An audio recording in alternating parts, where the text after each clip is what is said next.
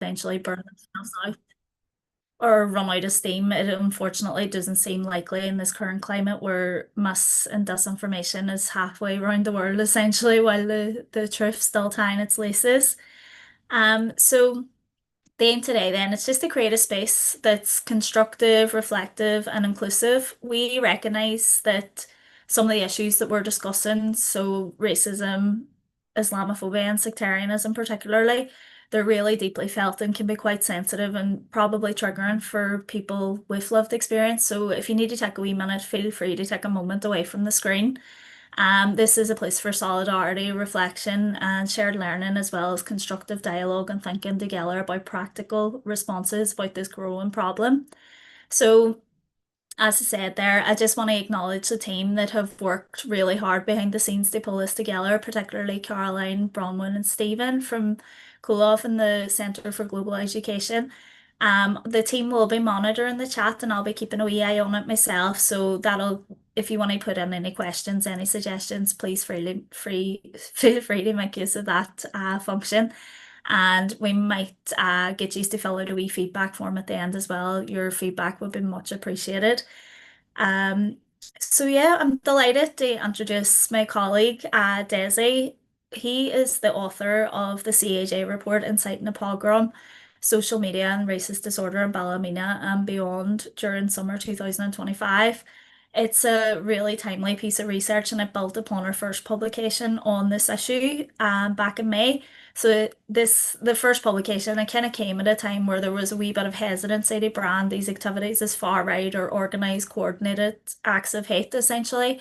I think we're in quite a different position now that it's quite evident that communities are being stirred up and they coordinated actions at a grassroots level, as Desi's presentation will show.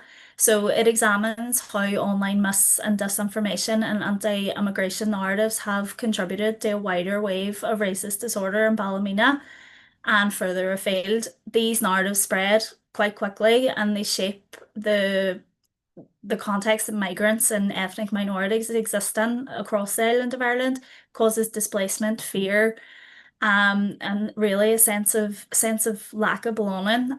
So our report, the earlier report, and this one shows a level of amplification from external actors, which will be no surprise to those in the south. I think a recent report showed that like over 70% of the Ireland is full. Hashtags on Twitter were coming from outside of Ireland, so we know this is the case. Ballymena is has been essentially taken as an example of good practice in some far right circles, as you can see in Great Britain with the Raise the Colours initiative. That's very much a model of what's actually been going on here for decades. So as we move forward and we're listening to the presentation, I really encourage you not just to think about Ballymena, but look at what these things mean more broadly in your local communities, both north and south of the border, and how we can strengthen our cooperation, our dialogue, and importantly, for those working in the sector and those with lived experience, your resilience to this unfolding problem. So with that, absolutely delighted to hand you over to Dessie. I have no doubt that you will absolutely enjoy the presentation. And as I said, any questions, just feel free to put them in the chat and we'll keep a wee eye and pick them up at the end. Thanks very much. Thanks, Shannon. I'm going to try and share the screen here, so just let me make sure it works. Can you see that okay? Great, thanks. Yeah, so thanks for the team at Kolov and for the invite to us here today. I'm going to try and talk for about 25 minutes, 30 minutes to give a bit of a presentation and then open up for Q&A. So as we go along, as Shannon said, do kind of enter any questions you have or any comments in the chat, and we can pick them up afterwards. Most of this presentation is going to focus on the events that happened that were triggered in Ballymena on June 9th, that kind of lasted for a fortnight, but actually went up for a couple of months afterwards. I'll go into that in detail, but really, I want to kind of even give a bit of context to that. As Shannon said, we did a previous piece of research. Really, the Ballymena phase was phase 3 of this project. We looked at the events in August 2024 when there was anti-immigrant mobilizations in Belfast and further afield, attempted mobilizations, and that was ones that hit the media when there was an element from Coolock, from Dublin, who came up and joined that protest as well. But then there were a series of attempted mobilizations across towns and cities across the north between, kind of leading up to June 2025. So that's covered as well. So just to give a bit of context before I move into the Ballymena one, I'd really like to kind of rehab or sort of kind of recap for us what the context from the Ballymena stuff was. And what I would also just preface this kind of presentation on is that this is very much a social media analysis. It's looking at how anti-immigrant groups and movements tried to employ kind of social media and how they were employing social media, because what we did notice across all the phases is a definite evolution and sophistication, and even a different kind of focus in terms of the social media activity that they were using, and to which purposes. So these first periods, back in 2024, um, what was clear when this rally was organized in Belfast was, there was no identifiable organizing body behind these events. They seemed to mostly be organized in chat groups, so WhatsApp chats or whatever, and kind of posted across the social media and shared across them. What we did also know is there was a significant involvement of external accounts. What I mean by external accounts is just accounts external to the jurisdiction of the North. Largely kind of accounts in the South. You see Tracy O'Hanlon there from Dundalk, and then Tommy Robinson, who won't be a stranger to anyone here, but how they were kind of amplifying the narrative around this. And you can see even from Robinson's post here, there was this deliberate kind of attempt at the time to build a narrative that what was being organized in Belfast was kind of uniting historical enemies across our sectarian divide in the north. Somehow that the common threat of Islam was driving Christians, whether it be Catholics and Protestants in the north, or Irish and British together, to build this kind of narrative of Western unity against the Islamic invasion, as they were terming it at the time. Um, Now, yeah, the truth of that was kind of apparent for anybody who was at any of these things, that this was largely a narrative that was built across social media that did not reflect what was happening on the ground itself. And what we noticed when we were looking at the social media in this was there was a significant sign of bot behavior. So these kind of media, so videos or images, but it went beyond that. So if you look at the kind of the social media post on the right there, Gillian, one that talks about, Catholics and Protestants are quite literally marching shoulder to shoulder in Belfast, Northern Ireland, as they demand an end to mass immigration. When we did analysis on social media, we started to see that identical terminology being used across scores of accounts from across the world. So it wasn't just the media was being shared, but somehow the text itself was being lifted and replicated across numerous accounts. And really, what we saw was kind of an international far right, international anti-immigrant movement, really kind of placing a narrative on what was happening here, because it was very attractive narrative to speak to their own audiences about. So you could have someone in Richmond, Virginia, in America, saying, "Look what's happening over in Belfast, where these historic enemies are fighting against the common threat, immigration, etc." And this kind of what we looked at was who was using these terminologies, and this is just one of the examples, that's shoulder to shoulder. And what we found, that the accounts that were kind of using that identical terminology were from the South, they were from Britain, they were from USA, and then they were spread across everywhere else. But what was very telling for us in our kind of context was that it wasn't a single local account in the North that was involved in that kind of network of activity on social media, whether that's because they lacked the sophistication, whether they were the kind of anti-immigrant networks here were not clued in to what was happening broader or linked into those. But it was very much, you see that there was a kind of a framing was being put on what was happening here back in August. And what we did look at then was what kind of accounts on a local basis were promoting the protest and the ensuing violence that happened after the protest. And these are, we blanked out the ones here that would be personal accounts. There was a commonality to all these accounts, and the commonality would be most of them, not all of them. I mean, you're talking about the vast overwhelming majority of them would kind of self-identify as being from a loyalist culture. So there was that. But what was telling for us was just look at the numbers involved in how there were either their posts were either being liked or retweeted or shared. I know, the maximum amount here was in just about 400. So this was in no shape or form kind of a viral activity on a local basis. What was happening here? Um, it was definitely kind of a phenomenon for the international far right in terms of what they were doing. But locally, what we saw was in terms of, yes, there was people mobilized, but it was a very small and vocal minority. And that was the same that we saw in terms of local activity on social media at that point. So how was social media being used across this? And this is, you can get the report from CAJ's website, but really social media was being used across this period to kind of build a narrative, and a narrative that kind of drew linkages between immigration and crime, pedophilia, predatory behavior. So you kind of had this kind of utilitarian approach that anything that happened to involve a non-white person was then lifted on social media and seen to be evidence, a string of evidence of uh, that narrative. That's just more of them. And in that first report back in August, we kind of isolated 33 incidents that we said we saw being racialized like that online. And we were able to kind of narrow that down and just identify that across those 33 incidents, there was 59 source accounts. So 59 accounts were persistently kind of posting about these. So you kind of get the sense that this isn't kind of a widespread social media phenomenon that's happening spontaneously, but is being driven by a network of local accounts. But at the same time, that network of local accounts were not reaching a status of being so popular you consider them viral. Now, whether that's down to lack of sophistication, etc., we don't know. But the point is that it didn't have that impact.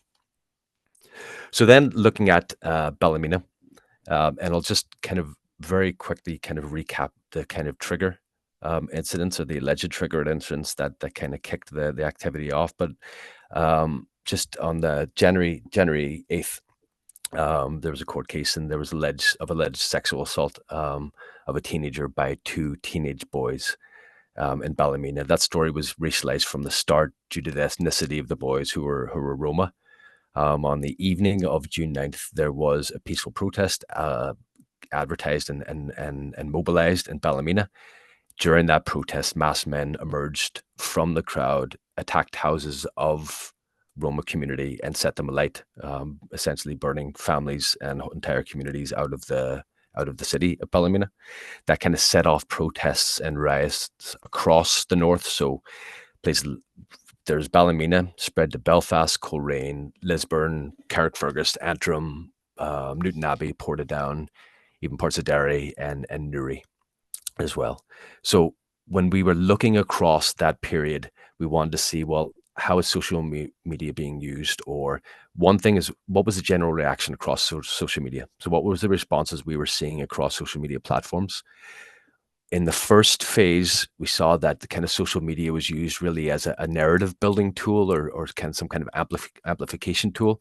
We wanted to see, was that the same during this phase? And the third thing we looked at, which I'll touch on because we did look at during the first period too, was how were these kind of anti-immigrant narratives being mainstreamed into our political discourse? So how were political parties responding? Was that, influencing the way they were asking ministerial questions, what policies they were adopting, how they were also kind of responding on social media as well? So during this phase, we looked at 877 posts, and that was between the 8th and the 19th of June. The vast majority of the posts that we examined were from X, but I'd just say that wasn't. But we did that because that was the easiest platform to extract information from, in terms of this analysis. So, what I would just say is, this isn't an exhaustive analysis. It's indicative, and can kind of gives us clues about what was going on. But when we were looking at these 877 posts, we were interested in what was the dominant sentiment on social media to the events. And then which posts received the biggest exposure. And by exposure, I mean views. So which ones were seen by the most people, and why. Were there any trends? And then what were the location of the accounts that were behind these activities? And that's always difficult to say. And I'll go into that when just to give a bit of context about how we were able to determine, or what indicators we used to determine location. But when we were looking at the dominant sentiments, how social media was responding, we were looking at, so did posts sympathize with the violence? So whenever on the 9th of June, there was live TikToks and everything of literally families being burnt out of homes. And we were saying, well, did these posts actually overtly and explicitly sympathize with the violence as either being justifiable or inevitable? Or did they condemn the violence? It's a post from Daniel Lambert, but it's just something that unequivocally condemned the violence. Or did they agree with the concerns of the protesters and the rioters? So they stopped short of sympathizing with the actual violence, but there was a core agreement with the concerns. And when I mean the concerns, I mean that conflation of the issues of sexual violence with strained public services with immigration. Another one, or did they disagree with the concerns? So there was simple enough. Did they kind of disagree with what the protesters and the rioters' stated intention for doing what they were doing? And the last one was, it's more of a kind of a neutral reportage tone. So they didn't seem to offer any kind of, judgment on what was going on, but seemed to be just reporting in an objective fashion as well. So what we found when we looked at those 877 posts was that, the commentary online was pretty much heavily stacked in favor of those generally agreeing with the protesters, and a sizable number of them also agreeing with the violence. Those are the kind of two reds there. I would say that, this is not dissimilar from previous phases when we've looked at social media. Largely anti-immigrant messaging tends to get more traction and fly better on social media platforms. Whether that's because the people behind them are better at playing the algorithm as well, or whether that's just a space that's more amenable to those type of narratives, I don't know.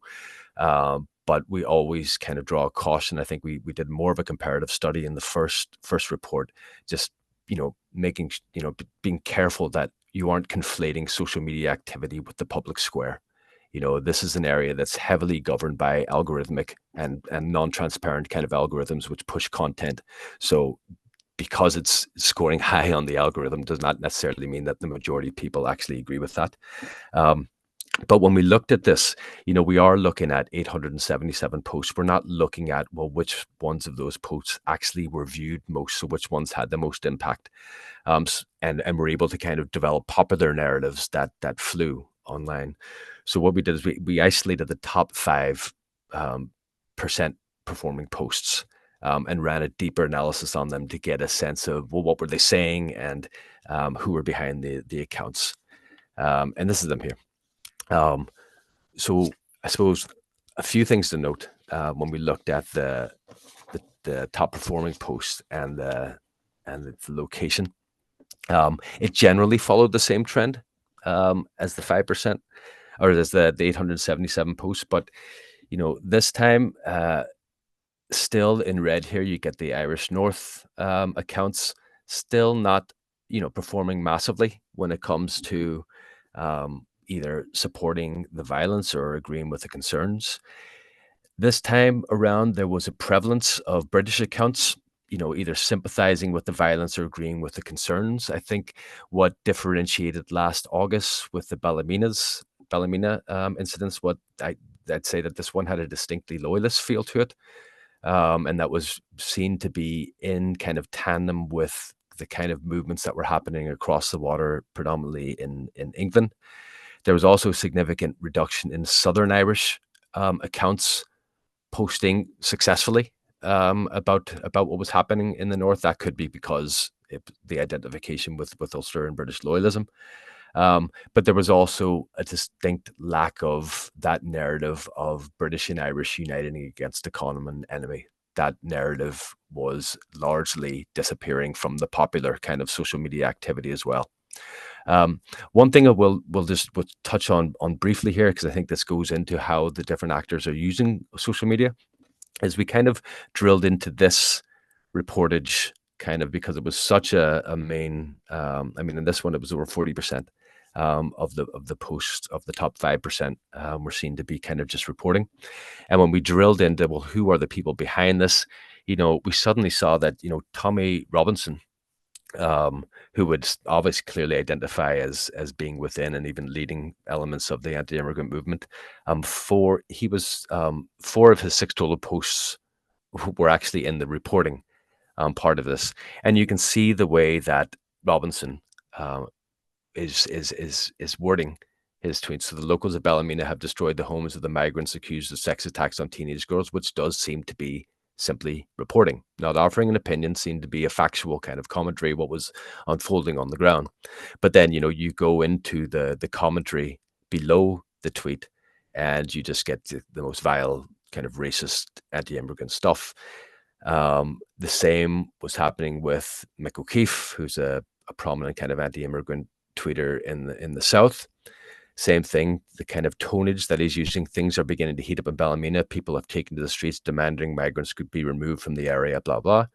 And we were wondering, you saw these kind of more what would be called far right or anti-immigrant accounts kind of, or prominent people within that kind of movement kind of more and more using this tonnage. And then you see when we stroll down on Mick O'Keefe's that, he's concerned about community notes. So someone was doing the next community note about him, which is kind of warning that the information could be inaccurate or racist or something like that. And what we do know is that a negative community note can reduce your exposure on X by up to 46%. So you get a sense that these kind of more prominent figures have higher degrees of sophistication in terms of how they're using these platforms, that they don't, like, if you go back to Tommy Robinson, doesn't really need to offer an opinion here because everyone knows where he stands on this, and the people underneath do that job for him. So his message, if he uses that tone, will reach a broader proportion of people on these social media platforms, not just his followers or his closed in audience as well. So that was interesting for us, just in terms of the level of sophistication that was being used. Again, but that kind of sophistication was not apparent in the North kind of accounts that we did use. So if social media, we we wanted to kind of look at, in the first period, that was the response on social media, sorry, in Ballymena. But in the first period, when social media was being used as an amplification or narrative building tool, we wanted to say, is that what was happening here? But what we did notice when we looked at the kind of Ballymena and the kind of activity around here was that, there was a change of tact here, in terms of how social media was being used. And Ballymena, from the 9th of June, it really was kind of a watershed moment on social media anyway, is that you saw social media being used to kind of establish a much more kind of assertive and visible, kind of confident and strong presence in local communities. Whereas August and afterwards were a series of attempted mobilizations in town squares or city centres, kind of an attempt to show that there was a critical mass of support behind the anti-immigrant movement. That failed in that stated objective. It didn't fail in the sense that it still created a lot of fear. It still kept the issue in the media. But every time that the anti-immigrant movement tried to mobilize in town squares or city centers across the North, they were constantly dwarfed by by protesters. And I think there was a determined note to say, that tactic has not served us well. We need to now move into local communities. And what you saw was social media really in live time being used to kind of build this much more kind of visible presence. And what we saw was a range of tactics being used that really make, or attempt to make, local communities, in particular local communities, extremely unwelcoming and unsafe for immigrants. Whether it's coordinated or not, it's very, very difficult to say by just looking at social media, which only gives you a partial perspective on this. But what you can definitely say when you look at the tactics is that there was a playbook being employed, and that there still is to this day. And we look at that in terms of what are the targets and what are the tactics being used by these seemingly disparate movements that kind of agree on similar value base or objectives. One thing that we looked at was targeting housing. This is nothing new. Houses, if anyone pays attention to the news in the north, is like a constant kind of stream of attacks that sometimes don't even make the media in certain areas against migrant families. The first night in Ballymena, you had attacks against the Roma family, and what protesters and even some politicians were saying that was that this was something that was unique to Ballymena and had something to do with the dynamics between the Roma community in that town and the quote unquote locals. But after the very first night, you had Filipino family being burnt out or their homes being attacked in Kulabaki, and following the news that you just had the common denominator behind these attacks was they weren't white locals. But what kind of differentiated this kind of phase or this from previous times was just how open it was done. This attacks against homes previously tended to be done in the dead of night by men with masks, or you didn't know afterwards. Right now, you're getting the Ballymena Reaction Group's Facebook page was used, and this is still live on their website or on their page, was used to post addresses of where locals lived while the rioting was happening so that their houses would not be attacked. You started then to have protests outside of estate agents and landlords that were deemed to be guilty of providing accommodation and housing. And then you'd have, open kind of celebration of attacks and the, houses or graffiti on houses being photographed and attacked, and just this kind of open celebration of these attacks. Then we also had targeting asylum accommodation. You've had that in the south, also with the IPAs. This really did receive a lot of media attention due to the kind of the Eppingham protests that were happening across the water in England, and particularly when Keir Starmer came out and said that he agreed with the sentiments behind the protests.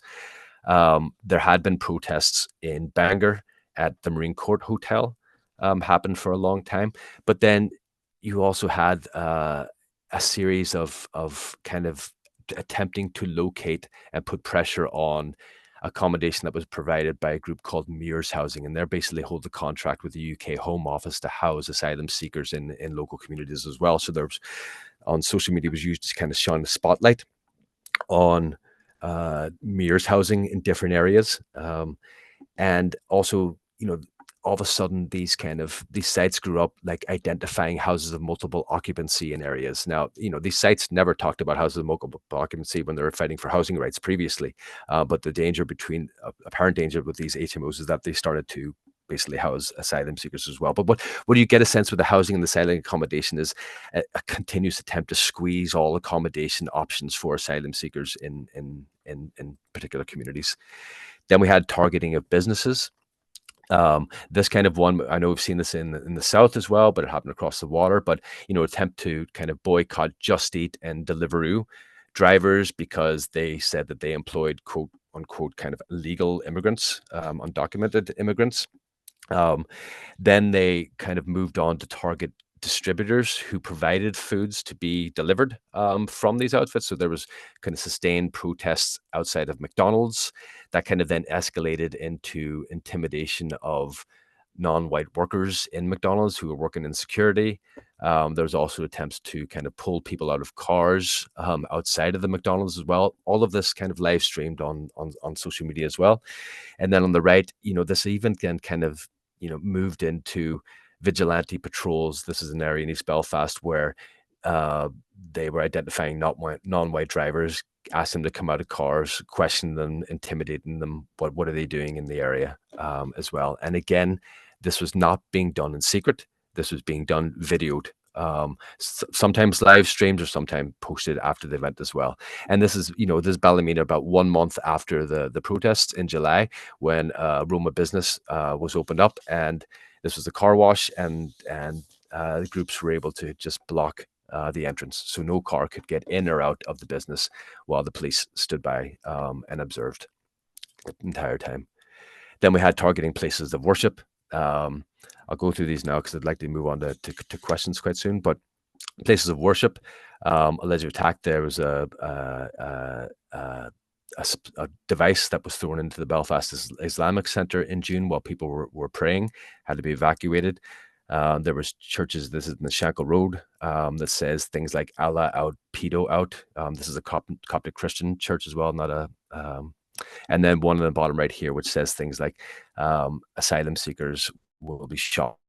And that was signed by Combat 18, which is an English-based far-right organization, and the UDA Shankle C Company, which is a loyalist paramilitary organization. Then we had targeting of schools.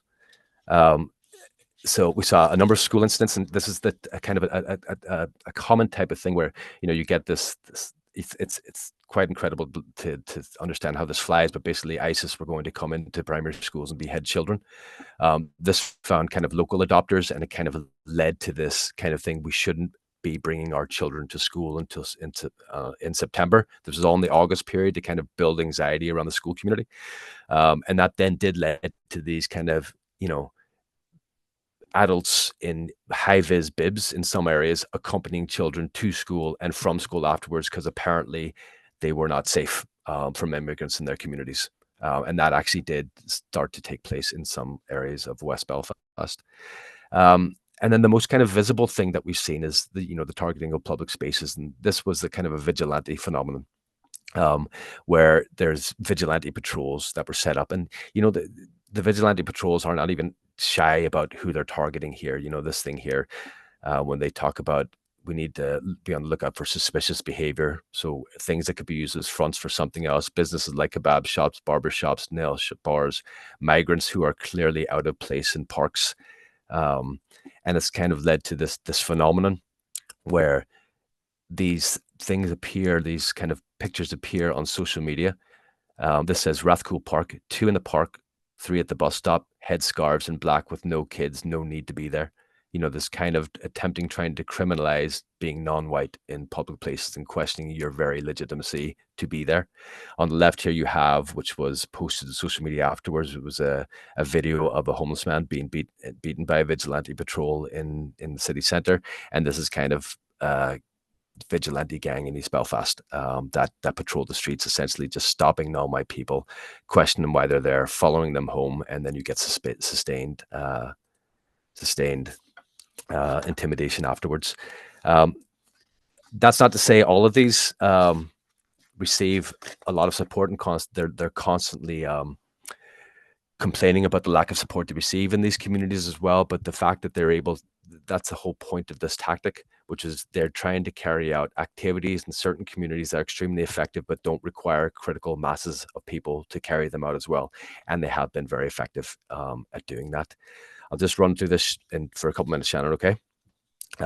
Just then looking at the social media sentiment and this kind of the political responses on this. So we ran the same type of social media analysis to see what the sentiment were across the political parties when the stuff was happening. And, nothing here is counterintuitive, but it tells you where the kind of vulnerability points are for some of these narratives being integrated in the political discourse. So, in the first instance, no kind of political party welcomed the rioting, to say that. But we looked at 240 posts from political parties around here. And what we did was we looked at the areas where there was actual violence or rioting. So we looked at the social media accounts of 58 councillors, 40 MLAs, and 8 MPs, and looked at how they responded to events. So, in terms of Sinn Féin, the vast majority are condemning the violence and disagreeing with the concerns. SDLP, the same again, disagreeing, vast majority condemning. The Alliance Party in the North, overwhelming condemn and disagreeing. And then when you move into kind of political unionism with the Ulster Unionist Party, you start to see there's about, 1/10 of them starting to agree with the concerns. You move into the DUP, who are the major partners in government, a quarter of them agreeing with the concerns openly on social media. And then you move into the TUV, where you get almost half of their posts, which are agreeing with the concerns of the protesters. We also did look at the political questions that were being submitted to ministers during this period by the different political parties, just to see how that was being reflecting what was going on. Now, the major kind of difference we saw, and we compared it with the previous periods last August, was when we looked at the DUP and their questions that they were submitting to ministers during the previous period. All of the questions submitted by DUP MLAs talked about the challenges that the agri-food industry and fishing industries faced in accessing migrant workers. When you looked at all of their questions that had anything to do with asylum, immigration, refugee, all of it was about how do we supply a migrant workforce to our critical industries. This time was a complete about face, that all of their questions were about how is their budget expenditure going on asylum seekers and what they were calling illegal immigration. And what you saw was their kind of questions were more reflective of the TUV, which would be considered to the right of the DUP. And so you see how they were kind of moving increasingly across to that position when it came to ministerial questions. So I'm going to move into questions here, but just to sum up, when we looked at the kind of Ballymena period compared to the previous one, we saw a definite change of tactics in terms of how the anti-immigrant movement were using social media, largely indicated by a movement away from mass mobilizations towards local community organizing, and doing that community organizing extremely openly on social media platforms. And then we saw attempts, which we're living through this right now, of all of these kind of disparate local activities. How can we make them coalesce into one larger action as well? So you see constant attempts, which are opportunistic, to try to pull all this together into some sort of mass mobilization as well. But the fact that they don't receive critical mass at mass mobilization shouldn't make any of us complacent around this. And we always kind of hark back to what just recap what they've done when you've looked at these tactics that they've employed since June. So they've burnt families out of homes. They forced people out of homes through visible intimidation. And this could even be just literally parking themselves outside someone's house and having nightly protests. They've evicted an entire community from Ballymena. In the previous period, there was an instance of Girls Model where two young Muslim girls were intimidated out of school as well. And the fact that the teachers, neither the teachers nor the headmaster, nor the Board of Governor, nor the Education Authority, nor the Department for Education, the Minister for Education, or the Children's Commissioner could protect, or the PSNI could protect those two young women, is an indictment, of the fact, or also how is such a seemingly small movement able to have such an impact. They block roads continuously through their protests.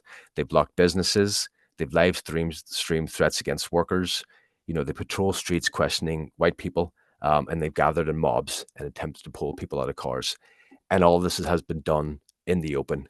And while there has been consequence, it seems to be good and bigger. And questions need to be asked about the efficacy of our criminal justice system, but also our political institutions and the justice system when this is allowed to go on. So I'll stop there, and maybe we can have a bit of. Sorry, I went on a bit too much there. Thanks, Dessie. No, not at all. It's really important. You've just ended there on quite a good note about the small but dangerous minority. Kate has actually put in an interesting point. Kate O'Connell, she said the individual, one of the screenshots that you had on screen, is suspected of running multiple accounts online. So he's almost running his own ecosystem, and this is 100% true. There's quite a broad study. It's like 220,000 tweets were analysed, and the top 1% of anti-immigration content producers, if you want to call them that, are responsible for nearly 25% of the total tweets against immigration.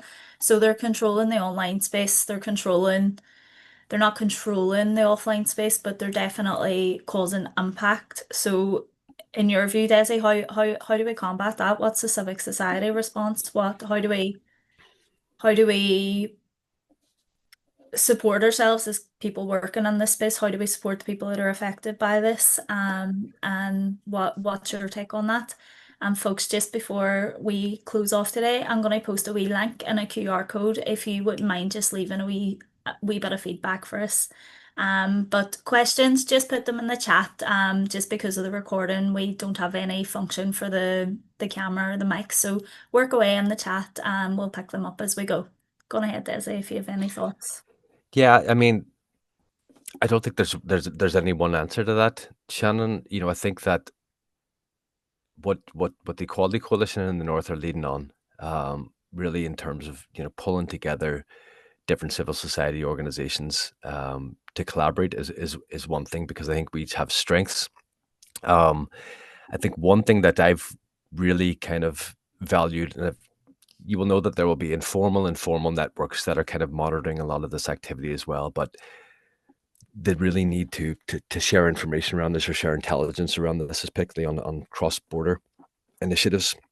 What I couldn't really go into there was, some of the you can tell the constant attempts of the southern kind of Irish far right to kind of get a foothold in some northern communities like Newry, around the schools of sanctuary or the city of sanctuary issues as well, and that kind of um, intelligence sharing of who are the critical figures behind these are massive, but like it spans from, obviously there's victims behind all of these attacks that are happening, not offline, so there's a need to, in the immediate sense, provide protection, provide support, provide relief to victims of this violence as well, identifying who the kind of perpetrators are around this as well. I know we're working with yourselves, we're doing a bit of work with PPR and the Anaka Collective in the North too, about, well, how do we encourage efficient reporting of this stuff to the authorities?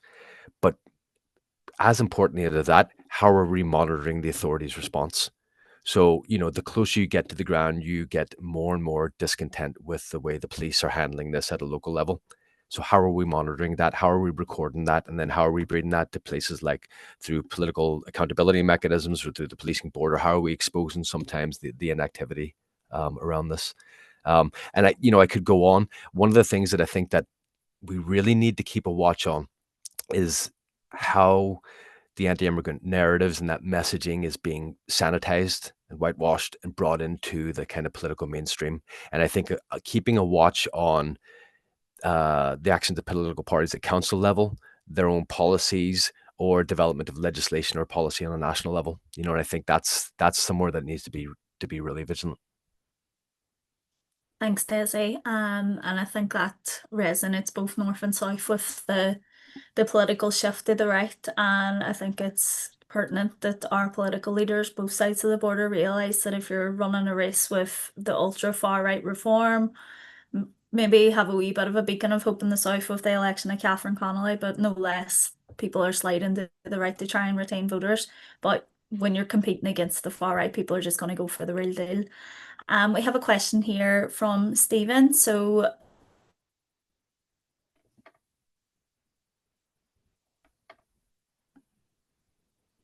go for them, Desi, or do you want me to Shannon, can you go again there? synopsize Because it?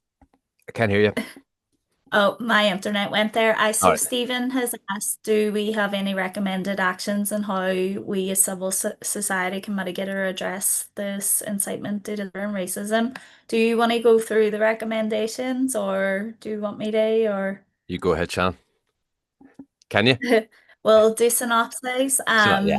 We produced quite a robust series of recommendations for in the first Rabble report in May, and none of them have been taken up, so they still essentially apply. Um, Civil society, I think we're kind of conflicted, I would say, about how we address this in the online space. A lot of people who are on the more pro-migration, pro-human rights sites have just came off these toxic spaces, which is essentially given free run. Like when you go on Twitter, you go on Facebook these days, it's like, does everybody think like this? Like that's how it feels when you log on to any of those platforms, because the counterbalance is essentially gone. Um, so we're kind of conflicted about, do we go back in and flood these spaces, or there's a question about what our role is in challenging this disinformation online. In terms of the North, and I'm sure in the South, I'm not over the law in the South, but we had set out quite clear recommendations for the statutory bodies, political representatives and stuff, which they're not really, I would say, complying with. We set them out quite clearly. They're at the end of the first Rabble report. and they're also contained at the end of the last Rabble report as well. So some of the things relate to international law. So like UN CERD, it compels statutory bodies and officials to challenge and prevent racism. Um, we're not really seeing that challenge, as Desi said. We have political leadership actually giving succor to these types of actions, these riots. It was actually the first, the August the 3rd, the first kind of major mobilization like this that explicitly said that it was an anti-Islam march. It was to get rid of Islam. It was against Muslims. But once the riots unfolded, what we seen was political representatives coming in and saying that this related to legitimate concerns. Nowhere on that poster was housing mentioned, poverty wasn't mentioned, schools weren't mentioned. That was the political leadership actually framing this in that way. So that actually essentially should go against their codes of conduct. So I think it's about equipping yourself with the tools and the understanding of what public authorities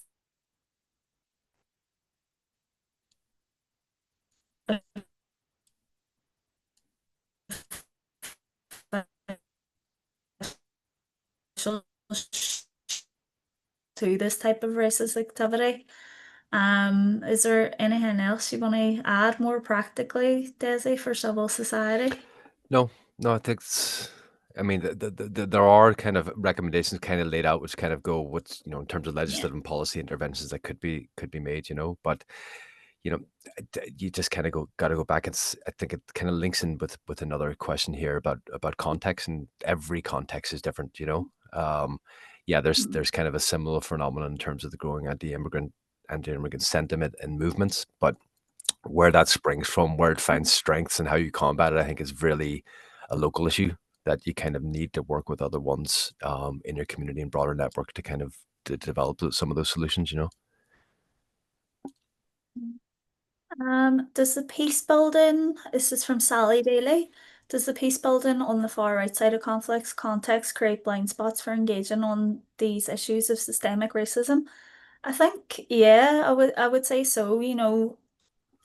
It's a lot of debate in the North is around the role of paramilitaries in this type of racist activity, which is obviously situated exclusively in the peace building context, and that's where it gives the most amount of weight to the fear that's what enables authorities and the police to respond to these types of incidents by moving whole communities out of an area. It's that threat of that type of violence that's situated in the legacy of the conflict. Um, for example, in our first report, you'll see some reference, and CAJ has quite a body of work on this. When something really hateful goes up on a lamppost, it's not taken down often because Department for Infrastructure, who own the property, have said in the past that, oh, well, we can't send somebody up there because it's too dangerous for our staff. So you have this racist poster that's allowed to be left up, or a paramilitary flag that's allowed to be left up because it was too dangerous for somebody to go up a ladder and remove it because of that threat. So it almost it creates a situation where the normal rules can't apply, the normal human rights can't apply in these contexts because of the threat of violence or riot. Now we do have some positive movement on the practice with regards to the removal of hate materials, so that's positive, but it's something that you wouldn't really get anywhere else. If something that was put up and describes ethnic minorities as human excrement, you would hope in any.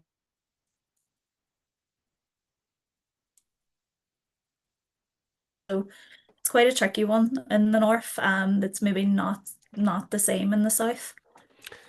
Yeah, just to add to that, yeah, I think it actually creates a blind spot, and this is something that I think that infects kind of civil society as well as the state. And I think it's just because of our own unique circumstances in the north, we've got a terrible kind of habit of two-siding every single issue, and not willing to kind of call out something that exists in a particular community because it doesn't exist to the same degree in another community. And what I mean by that is, this phenomenon. has long been something which has been more prevalent in loyalist communities than it does in Republican communities. And when you're looking at these issues now, just in the aftermath of the Bell, I mean, it's quite evident that there's kind of overlap with organized loyalist paramilitarism, loyalist ideology, and the racist stuff. Now, the thing is, that's not to say, and it'd be stupid to say that racism doesn't exist in every community or in every street. Of course it does. It exists in Republican communities and Aztec communities, just as it exists in loyalist communities. But the difference is it hasn't been able to establish an organizational foothold in Republican communities to the same extent that it has in what would be traditionally unionist or loyalist communities.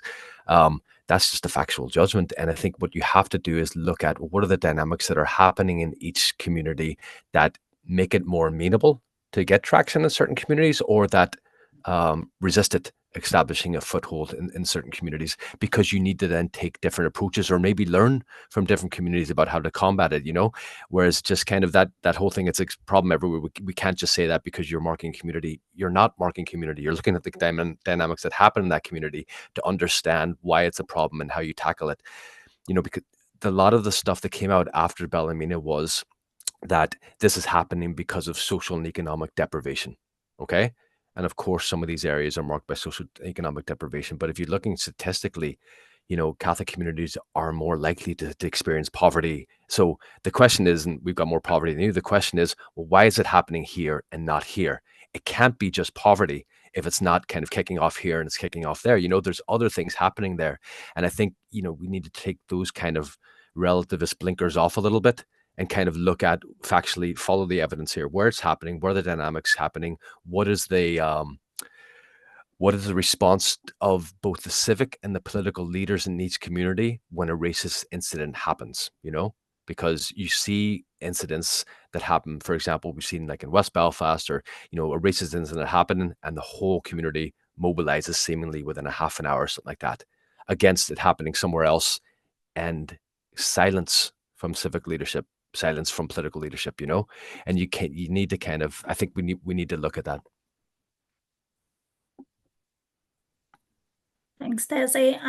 And just can anyone or group link into the work of the Equality Commission and how we have actually approached and have now had a response from the Equality Commission of Northern Ireland, and we're hoping to deliver a broader presentation to the Equality Commission on the same report. So I can maybe feedback to you on that, but the Equality Commission's main function essentially is to give teeth to Section 75, which is the equality duty for Northern Ireland. So really they should be leveraging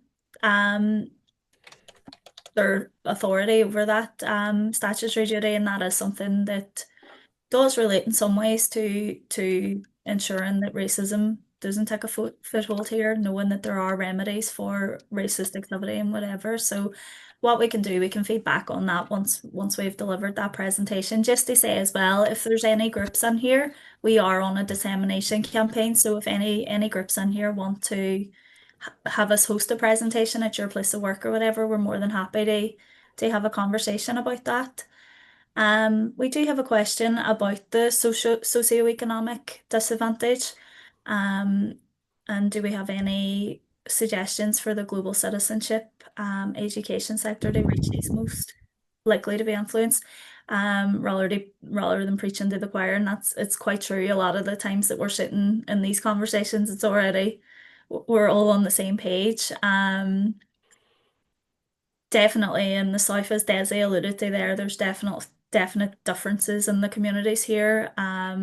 But in terms of that, it kind of relates to that issue of like, are we in these spaces challenging these narratives as they happen, or what do we do? There is a group in the north called Act Now, and Katie, who works for them, is doing brilliant work, proper interface work, going to communities that are experiencing upticks in racist violence and intimidation, and she's going in and she's having those difficult conversations. So I think providing a safe space that is non sort of judgmental or combative is almost the best way to have conversations like that. But I'm sure we all know how difficult it is. It is a lot of this is rooted in conspiracy theories and sort of anti-state New World or Order ideology. So sometimes when somebody's on that pipeline, it can be very difficult to pull them back. Desi, do you have any comments? We're just a wee bit over time as well, so if you do need to leave, please don't feel obligated to stay. But we can carry on the discussion for 5 minutes or so because we started a wee bit late. Yeah, I mean, I think that there's definitely, I mean, if you look at the targets, just on that social and economic disadvantage thing, it's just even think about the targets that they're targeting when it comes to housing. You know, landlords, HMOs, even Mears housing. Like I've been involved in campaigns for the last 10 to 15 years, targeting the same institutions for very, very different reasons. Um, but somehow, um, in certain communities, that kind of anti-immigrant are to the fore of those kind of housing campaigns, you know? So I think in one level, there needs to be kind of a scan of what organizations are working on these issues in working class communities, whether it be CAT2, you know, the housing union or tenants union, whether it be the trade union movement doing stuff as well, and what are they doing and how do you work with them to reach these communities and develop, because if we're saying that social and economic deprivation and inequality is a causal factor behind this type of stuff, we won't overcome that through just face-to-face dialogue and talking about racism and talking about your feelings. It has to be, well, how are we developing tactics and strategies to address the housing crisis, tactics and strategies to address, you know, economic deprivation. So it needs to be kind of going, I think, a bit back to basics on how are we challenging neoliberalism, how are we challenging state and you know, state policies which are kind of creating this broader inequality as well. Yeah, Desi, thanks for that. I think the trade unions do definitely play quite a vital role. And I suppose the last thing, which I think is quite important, Kate from NYCI, sorry, is that National Youth? Sorry, I can't work out the acronym.